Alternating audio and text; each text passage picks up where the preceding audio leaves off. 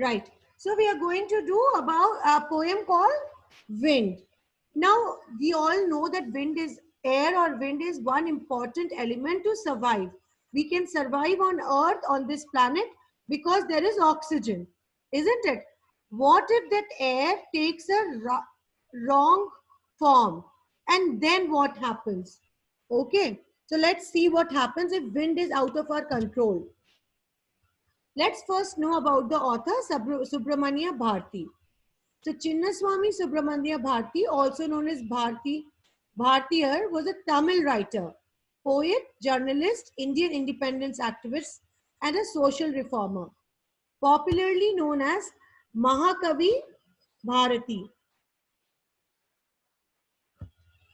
He was a pioneer of modern Tamil poetry and is considered one of the greatest Tamil literary figures of all time. So this poem is originally written in Tamil, but it has been adapted in English. It has been translated into English. So we will see whether it follows any rhyme scheme or not. Now, what is the theme in this poem? The present poetry piece Wind has been composed by Subramania Bharti. Who has written this poem? Subramania Bharti. And this poem consists of a total of 23 lines. How many lines? 23. Yes. Which are not separated into stanzas. So there are no stanzas. Here they are divided into meaningful segments for ease of comprehension.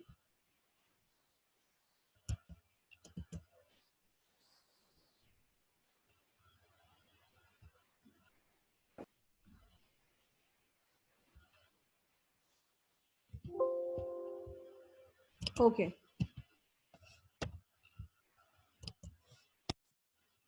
Right. Subramania Bharti has drawn the living picture of wind, which makes fun of the weak people or things. Now, what do you understand by wind in this poem? Can anybody give me what symbolic thing the wind is showing to us? What is the symbol that wind is proving to us?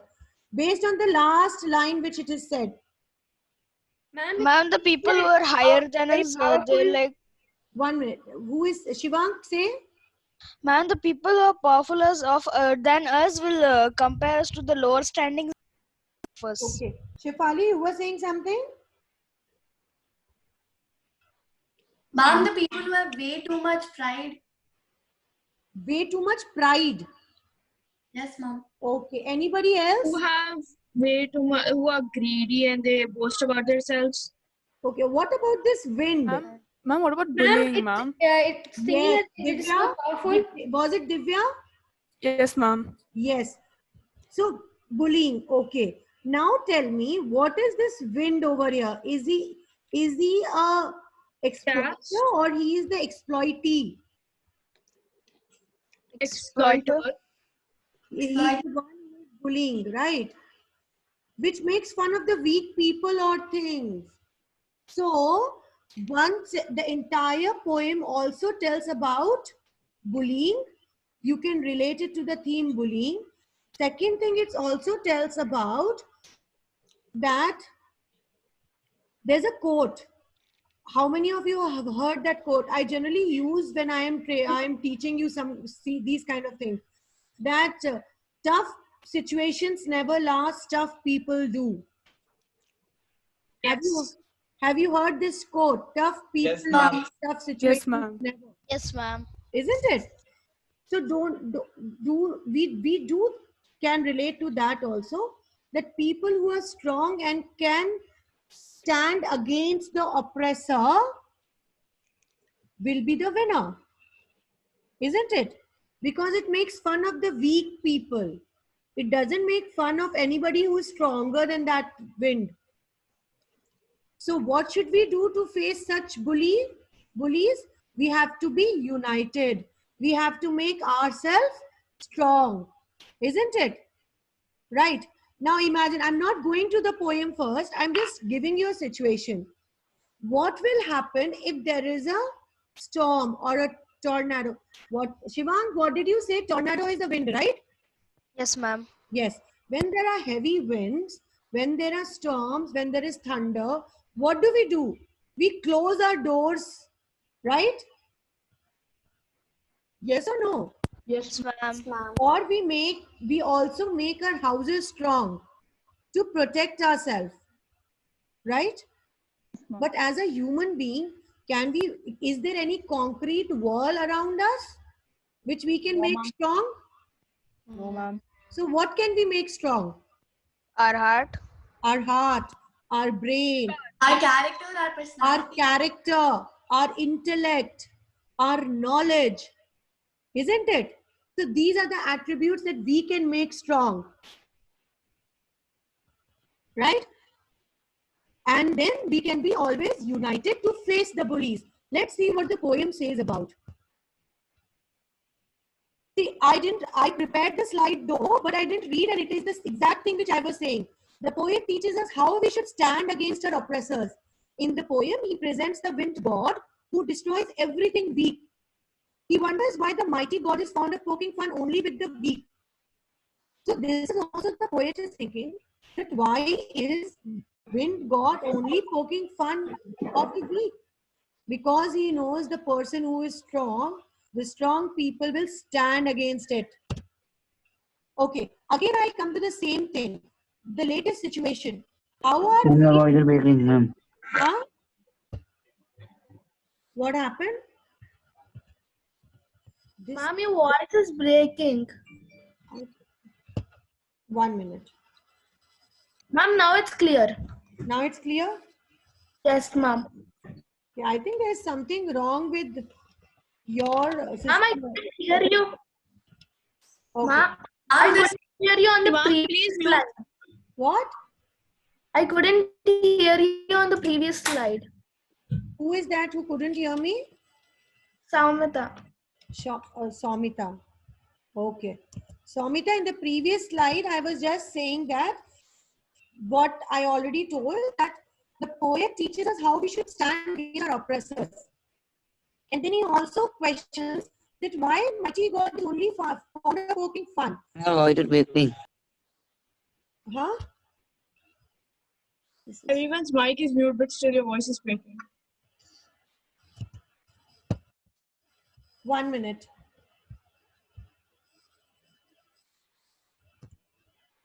Now can you hear me? Yes, ma'am. Right. Now tell me, children, I will point a little thing over here.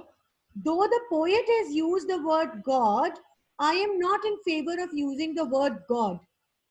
Because according to me, God is a supernatural power who will only do good for his creation. He cannot destroy things. Okay? It is the devil which destroys things. Right. Now, is it clear to everyone? Yes, ma'am. So the poet advises the weak to make themselves strong. He suggests them to be strong physically and mentally. Previously only I said, how do we make ourselves strong? By our intellect, by our character, by our bodily strength, by our knowledge. Actually, the wind is the symbol of difficulties or obstacles that humans have to face for their survival. Now do you understand that wind is not only bullying, it is also the symbol of difficulties which we face. When I tell all of you that you have to attempt the exam, whether you know the concept or not, it is to face the difficulty of attempting an exam. Right? Yes. Yes, The ma'am. poem can be summarized in the following ways to prove the fact represented by Subramania Bharti. Violence and destruction. Although the poet requests the wind to blow gently, but it does not accept the plea. The wind blows violently and causes destruction. The result of storm is the wind breaks the shutters of weak windows. It scatters the papers and throws down books on the shelves. Then the poet has regarded wind as God. He says that he makes fun of the weak person and things. The fast blowing wind destructs weak houses, weak doors, and weak bodies. So what does he suggest? He suggests that we build strong houses and strong doors. We must be healthy physically and mentally. It will help the wind to be friend. So to sum up the poem, people with strong physique and mind are able to stand and face odds or obstacles of life.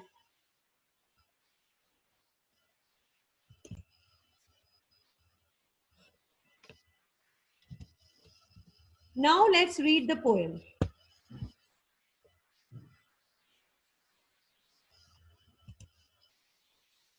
Children, can you hear me? Yes, ma'am. Yes, ma'am.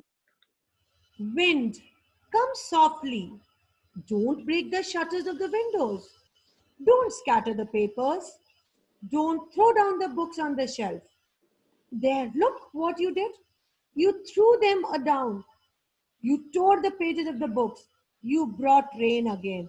So in these lines, the poet is requesting the wind that come softly. Don't break the shutters of the windows. Don't do any destruction. Don't cause any destruction. See what you have done? You have brought down so many destruction. Now, children, when we use the word don't, I've already told you, when we use the word don't, it is a very negative way of presenting ourselves, right? Because if I tell you all to close your eyes, all of you close your eyes once. Have you all closed your eyes? Children, yes or no? Did you close your eyes? Yes, ma'am. Ma'am. Okay. Yes, You are in a garden and you see a lot of flowers over there. Now I'm telling you, don't pluck the flower. Don't pluck the flower. Don't look at the monkey which is sitting on the mango tree. Don't look at the monkey which is sitting on the mango tree. Where is your attention going through? To the Children? monkey. Huh? Ma'am, the monkey. monkey which is To the sitting on monkey tree. sitting on the mango But tree. I said To not the to wind. To the wind which is blowing. Reverse psychology. I never said about the wind. I told about don't pluck the flowers, don't look at the monkey. So, Ma'am, I did nothing to the flowers. It's just the monkey. right. So when I said don't look at the monkey, still you all thought about the monkey. Right? So when I'm saying don't draw lines, still you all are drawing lines. So don't is not understandable by people. Instead, we should say, pay attention to the class. So then you will pay attention to the class. Right. So I think I made my point clear. Isn't it? Let's go to the next stanza. You are very clever at poking fun at weaklings. Frail, crumbling houses, crumbling doors, crumbling rafters, crumbling wood, crumbling bodies, crumbling lives, crumbling hearts. The wind god winnows and crushes them all. He won't do what you tell him. Do you understand why I took this poem today? So he's crumbling everything. Crumbling means breaking into pieces. And what is winnowing? Is Subhashri present in the class? Subhashri and Shivina, are you present?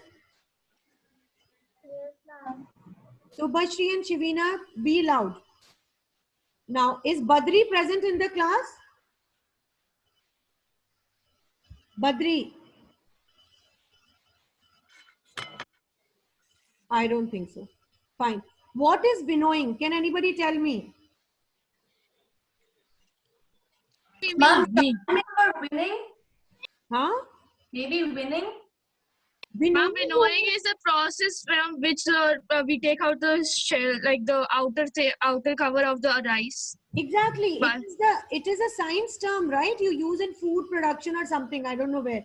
Winnowing is that process. We learned it last year. Yeah. But wind won't listen to what we tell him to do. He will keep on doing what he wants to do. Okay. Let's join the doors firmly. Let's stand firmly. Practice to firm the body. Make the heart steadfast. What should we do? We should stand united. We should stand, we should make the doors firm. We should practice to stand firm. We should make this head, we should make this,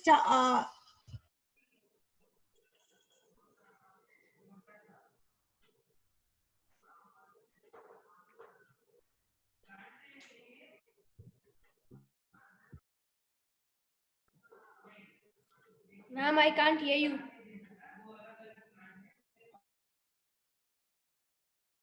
No one can hear, ma'am.